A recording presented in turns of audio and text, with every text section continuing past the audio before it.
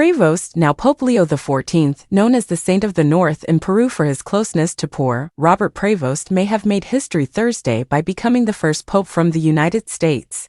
But in Peru he is known as the saintly missionary who waded through mud after torrential rains flooded the region, bringing help to needy people, and as the bishop who spearheaded the life-saving purchase of oxygen production plants during the COVID-19 pandemic. He worked so hard to find help that there was not only enough for one plant, but for 2 oxygen plants, said Janina Sisa, who met Prevost while she worked for the church's Caritas nonprofit in Peru.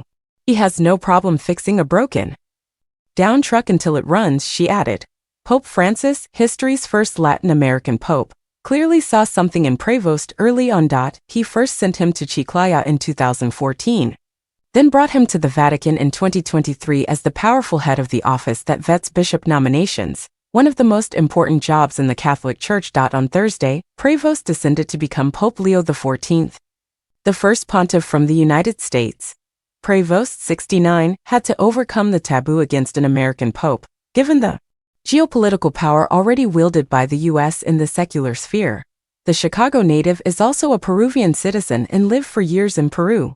First as a missionary and then as bishop. He evoked his broad missionary experience in his first public remarks as pope, speaking in Italian, then switching to Spanish and saying not a word in English as he addressed the crowd in St. Peter's Square.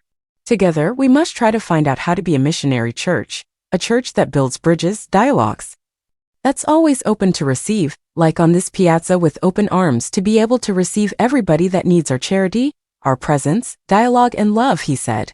The new pope had prominence going into the conclave that few other cardinals have.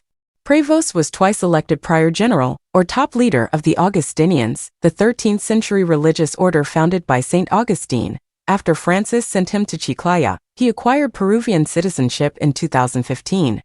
Until Francis brought him to Rome in 2023 to assume the bishop's office and presidency of the Pontifical Commission for Latin America.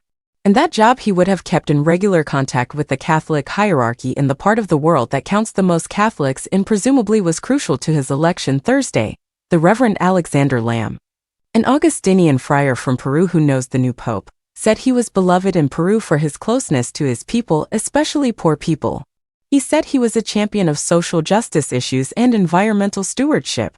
Even the bishops of Peru called him the Saint of the North, and he had time for everyone. Lamb said in an interview with the Associated Press in Rome. He was the person who would find you along the way. He was this kind of bishop. He said that when Francis traveled to Peru in 2018, Prevost camped out with his flock on the ground during the vigil before Francis, Massachusetts. Roberto has that style, that closeness. Maybe they are not great institutional gestures, but are inhuman gestures. Ever since arriving in Rome, Prevost has kept a low public profile, but he is well known to the men who count. Significantly, he presided over one of the most revolutionary reforms Francis made, when he added 3 women to the voting bloc that decides which bishop nominations to forward to the Pope.